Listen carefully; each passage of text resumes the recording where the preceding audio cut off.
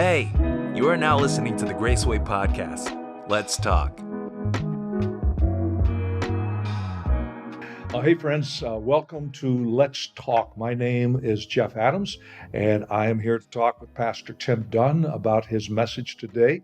And those of you that are regulars to this podcast, welcome again. If you're new, I always encourage people, go back, listen to Pastor Tim's message this morning. It's the first sermon of Advent. And what we have, Pastor Tim, is you're beginning a series today, 4 messages on Advent. There are so many Christmas traditions. And one of the things that I respect and admire about you is when you talk about different traditions in the Christian faith, you always do so with respect and the desire to learn from each other. And you spent some time this morning going through and talking about traditional 4 Sundays of Advent. And you made a statement, and this is where I want to go, that tradition is often used as a method to focus us on the correct things. And I thought you made a very strong case for that. But where I want to go is a little different. Okay. Let's talk about family applications, because I think that so many families have traditions that they follow at holidays like this. What about the Dunn household? Do you guys have a Christmas tradition or two? Bless my wife's heart. I am as much as I enjoy bringing some of these well-worn exercises into the church, I'm not great at it at home. So my wife is normally the one who is in pursuit of kind of these meaningful traditions. So ones that do come to mind are the kids. We could let them open one gift on Christmas Eve. We get up in the morning. We make hot chocolate and toast. For some reason, I think that's Ash's tradition, Ash's family. And then we always read the Christmas story, and then we let them open gifts. We always do the take turn thing. And then we've done all kinds, we've done Advent, we've done different studies and curriculum, we've done all kinds of things. I'm not great at it, to be very honest with you. You and I at one point we were talking, and you said you guys have a snowball fight. That's a great tradition. Maybe I'll borrow that one. Well, one of the things that we have done, and it's a little different because of our background in Latin America. In Latin America, the Christmas Eve is the big deal. Christmas Day is zero. Nobody does anything on Christmas Day. It's all Christmas Eve, and you eat tamales and go to grandma's house at midnight. And in many countries set off fireworks like the 4th of July. But of course, we don't do that for love of our neighbors here. But we do celebrate the 24th rather than the 25th. So you don't celebrate? No, we celebrate the 24th. That's our time, and it's kind of a nice way for our adult children to not have to divide that, because nobody else does that. So they go to their Anglo families Christmas morning. Gringo Christmas. But we do the same thing. We get together on that Christmas Eve before we open presents, and the tradition in our house is I sit on the floor with all the kids and read the Luke 2 Christmas story. And then at the end, when there's wrapping paper all over the floor, Cheryl got years ago some little fluffy snowball type things, made out of fluff. And so we have this animated Christmas snowball fight inside. Like the little fluff balls that don't really break anything if they hit it. But people just go crazy. And we just found that as kind of a neat way to balance the seriousness with the fun. But it's just using tradition as a way to keep that focus on family, to keep the focus on the birth of Christ. And that was your point this morning, right? And I think for me in the church setting, this is probably less true in the familial setting, but I think that it's important for us to remember that we're a part of something that predated us and will post-date us. And to not act as though we're kind of the beginning of God's plan of thing. I think there's some wisdom in saying, how did other families in the family of God, what's the perspective? How do they celebrate this? And, like we just did, like I said, maybe that's a great tradition. Maybe I'll borrow that. Right. Yeah, exactly. And I think there's grace to saying, Pastor Jeff was telling me that they have a fake snowball fight. And I think there's grace to saying, I don't, whenever I do that, I don't stand up and say, or to my kids. Now, there's other things they do that we wouldn't do. I just say, they do this and it's good. So we're going to borrow it and we're going to practice it maybe not every year, maybe not all the Yeah. time. Advent's kind of like that. Are there, different denoms and traditions and that kind of thing that they're doing it different ways for different reasons? Yeah, Yeah. there are, but I don't feel compelled to stand up and take 10 minutes explaining all the things they don't do that we do or do that we don't do. Right. Just all calm down, you know. Let's just all calm down. Yeah. In the Christian tradition, Yeah. you have everything from what we would call high church, Yeah. Christmas Mass, Yeah. all the way to people who are Bible believing Christians like we are. Yeah. Yeah. I think Indeed. most Yes. Christians Yes. are. That's where we find out the Yeah. gospel, Yeah. but who don't celebrate Christmas at all Right. out of conviction. Yeah. That it's not in the Bible. We don't believe in Santa Claus. And in fact, one year when I was in your position, I had even talked about, how to deal with Santa Claus and little kids Yeah. and Yeah. how God can use even traditions like that Yeah. that don't come from a biblical source, but yet God uses that to teach little kids how to hope and Yeah. how to look forward to something. Yeah. That's right. And, That's right. we lost some people after I said that, but Well, yeah, and it's, I mean it with all due respect. I want people to have their convictions and to have their traditions and have their perspectives and all of those kind of things. I'm just saying the family of God is bigger than you think it Yeah. is. yeah, I think that's an important theological point. And we can appreciate parts of your story and tradition and you ours. And I mean, little known fact, if I flat out had my druthers, I like high church. Yeah. I like some of the formality of liturgy and those kind of things. It just hasn't been a part of the story here. Right. And I don't want people to have to learn a liturgy Mhm. to feel welcome and comfortable, so to Yeah. speak, at Graceway. And so I haven't pushed it that hard, but we do kind of the shape of some of those high church things. And I like exposing our folks to some of it for what it is, Right. for how it can be helpful. And I appreciate that, 99 out of 100 people are open to that. Yeah. So it's been a non-issue. Well, that's true. Let me kind of change the direction a little bit if I could, because you said something else this morning. In fact, you spent quite a bit of time talking about the research of a Dr. Peter Stoner. Yeah. That was back in the 60s or something Yeah, like yeah, that, I long think, when time, he did that yeah. research. And you were explaining how he had done research mathematically Yeah. into the probability of all the more than 300 Old Testament prophecies being Yeah. fulfilled in Jesus and how it's astronomical. Yeah. I'm not asking you to repeat all of that study, and then you followed that up with a quote from C.S. Lewis. Yeah. Jesus was either mentally ill, Yeah. or he was an evil man, or he was who he said he was. That's right. That's So right. he took more of a philosophical, logical approach. Here's where I'm going with that, Pastor Tim. We live in an age right now, especially in America, where people are so divided. Mm. And it's like, if you don't agree point by point with everything that I believe, then I have to hate you. Mhm. How does a Christian who arrives at this certainty of her or his faith, it's, I can respect people who don't agree with me, but my faith is certain. How do we relate socially to people at work, to people that we gather with in social circles during Christmas time, other family members who come from a different perspective? How do we deal with that certainty without coming across as intellectual and emotional weaklings? How would you suggest that we navigate those waters? Yeah. I'll go a couple different directions. The first is, Tim Keller has some good stuff on kind of the pillars of the early church, like the things that made it distinct and powerful. And it's things that you would imagine, right? Generous and cross-cultural on some things like pro-life for sure, infanticide, cross-cultural on sexual issues, traditional view of marriage.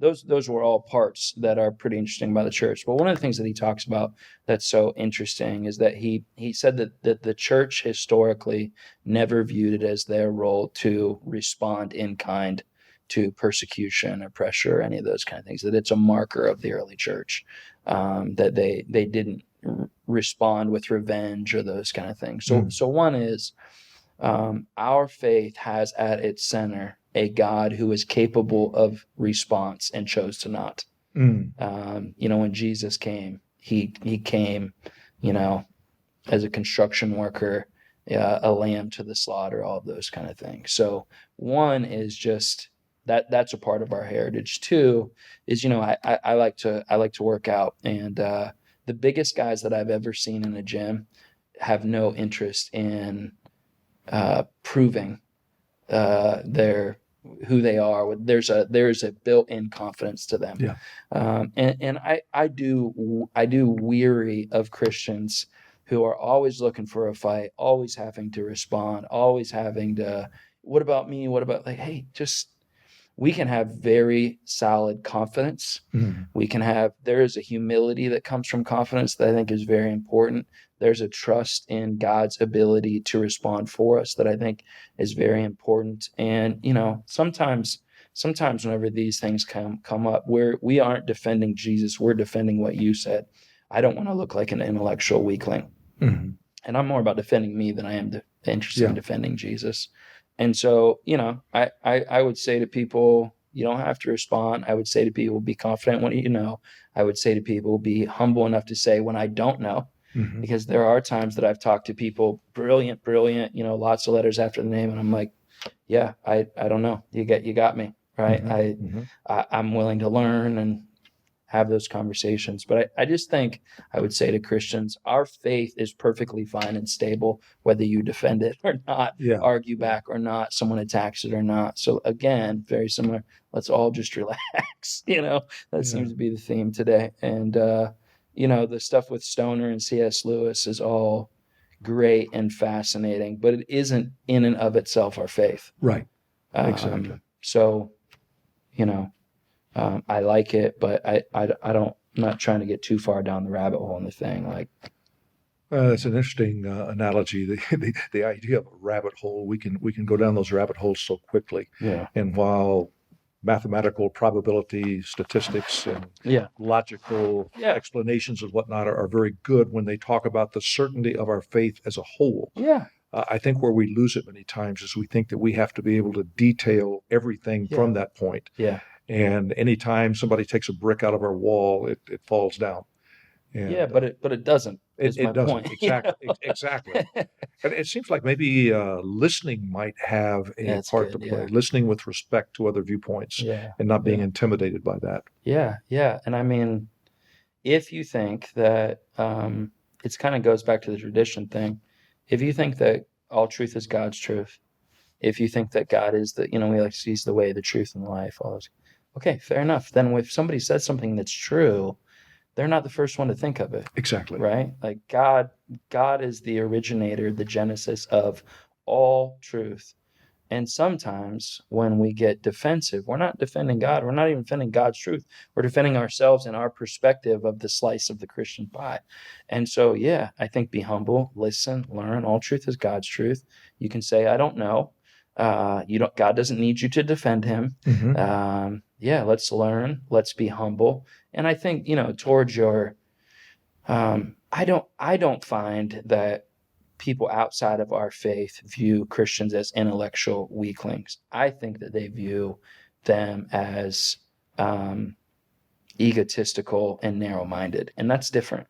That is different, yeah. That's a different thing. I think that when Christians present as God calls us to, with a tone and temperament and openness and humility, I don't know that many lost people would say your faith is intellectually weak.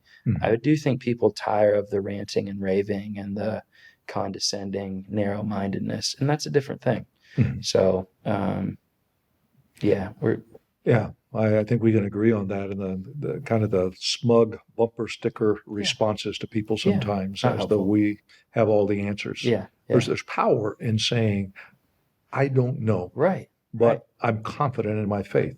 Yeah, and there's power. There's especially power in saying to somebody that I know that I categorically disagree with, hey, you know what? I hadn't thought about that. You're right about that. I'm gonna think about that. Like God, remember, God says, I oppose the proud. And so I think I want to learn. I want to grow. I want to understand as best as I can. I don't I don't really care who says it to me. Yeah. But yeah, so I think let's all be a little more curious, a little less defensive, a lot more humble, listen more. And I think God will use those things for us. You gave us at the end of your message today 4 principles, 4 injunctions that Yeah. ought to inspire us to be people of hope, which Yeah. is really the focus of the Yeah. first Sunday of Advent. And the last thing that you talked about is you said God's way is not your way, but Yeah. it will be better. Yeah. And so I'm thinking about someone listening to you this morning, maybe online or maybe here in person, and they're so discouraged, they're so Yeah. beat up. Holiday, maybe they've had a bad experience at Thanksgiving and they're Mhm. fearful of having a worse one at Christmas. And they're thinking, okay, I can see that in the case of some of the biblical heroes like Mhm. Mary, Mm. who surrendered control to the Spirit of God and whatnot. But I don't think I'm important enough for God to do that type of thing with me. What about when they're looking at that and they're thinking, instead of God's way versus my way, they're concluding no way? Mm. How do you counsel somebody like that? Yeah, well, I mean, I think Mary would have said that about herself, right? I mean, you hadn't heard of Mary before, Exactly. before this, Exactly. you And know. she was a young teenage Yeah, girl. Yeah. yeah, Just past puberty. yeah, And you'd mentioned this morning that when the angel appeared to her, it pretty much ruined her life. yeah, Yeah. yeah, yeah. No, I think that we undervalue our value in God's eyes, and we undervalue the potential impact of our faith. And God's famous for taking nobodies who were interested in making much of Jesus, and we know them for that now. Hmm. But that's really all that we know them for. Yeah. And again, nobody knew those stories that we're now looking to as unattainable in God's grace, them placing their faith and doing something courageous. And so, the point isn't fame or whether or not we know them now, but the point is, what was powerful about their stories is as accessible to us as it was to them. Sure. Yeah. One of the things that you used, and use this illustration really almost from beginning to end of your message this morning, you actually brought a cord into the pulpit. Yeah. And you talked about holding both ends of that cord and the tension in the middle. Is this something that you have used before? Did that just occur to you, or?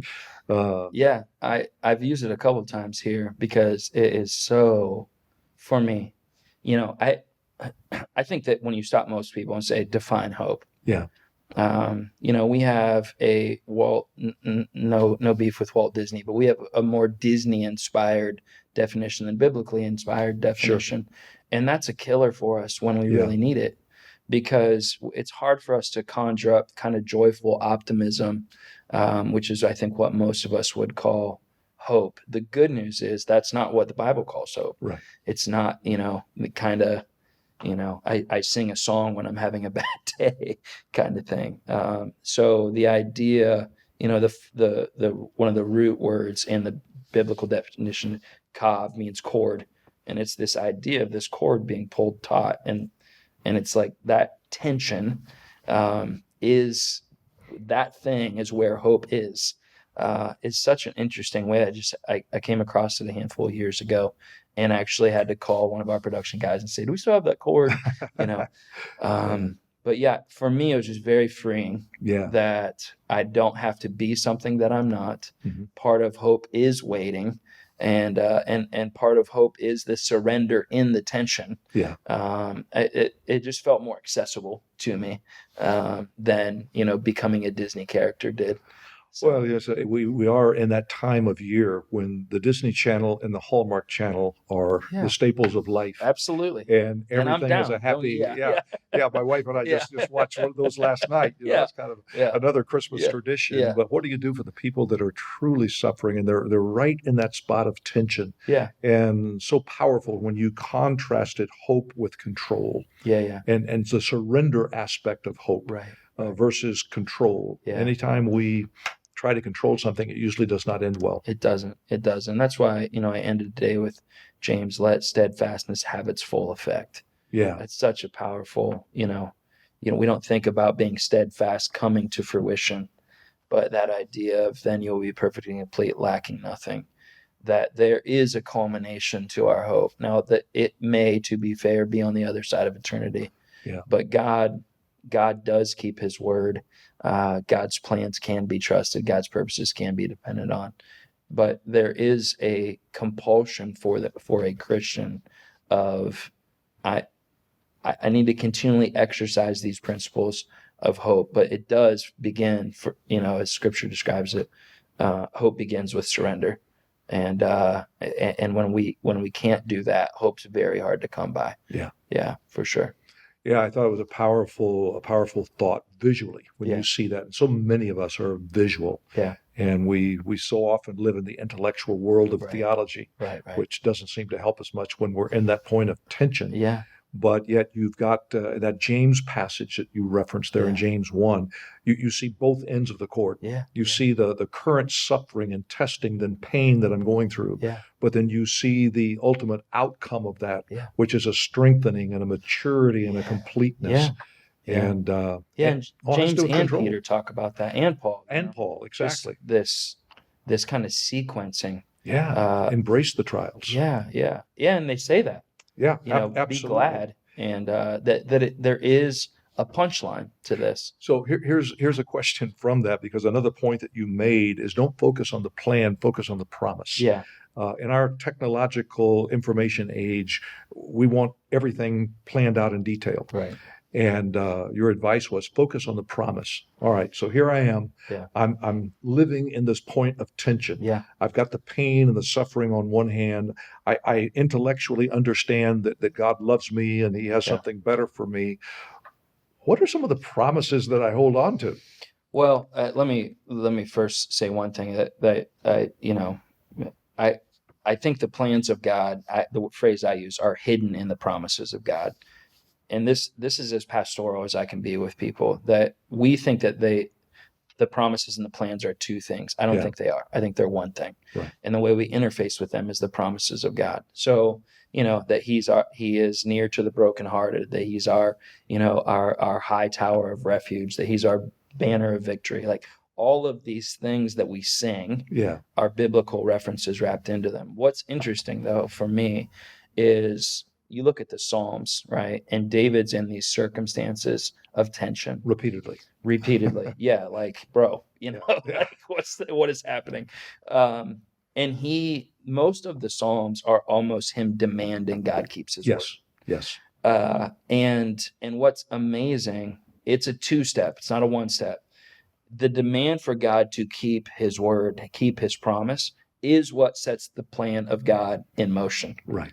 And we want God to give us these plans exempt of the promises. And God never does that. Right. The promises are the plan. Right. I was discussing with somebody after the service and talking about some of the things that you had said. One promise that came to my mind was 1 Corinthians 10:13, where God knows our limit. He knows what our pain threshold is and promises to never push us beyond that, but giving us not only the power to endure, but the way out. I mean, and so there's the activation that you're talking about of the plan. I mean, God, if we will study the promises of God, you will have way more clarity than you think you will. We're looking for like tactile dates and where's my future wife? When is my and that no drop a pin on the map where you want me to be. That's right. But if we will commit ourselves to both knowing the promises of God, because you bring up a good point, like which promises am I depending on? Well, which promises do you know? Exactly. And which are relevant to your situation.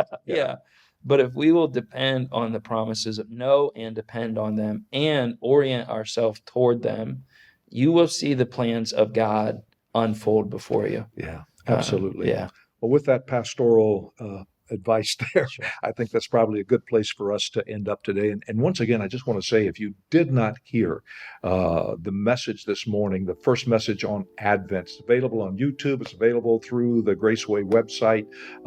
You can find it just about anywhere, Facebook. I mean, wow. Anywhere you get your stuff, it's going to be there. So go back and listen to it. And we'll be back right here with you next week. Thanks for tuning into the Graceway Experience. Hope we can talk again sometime.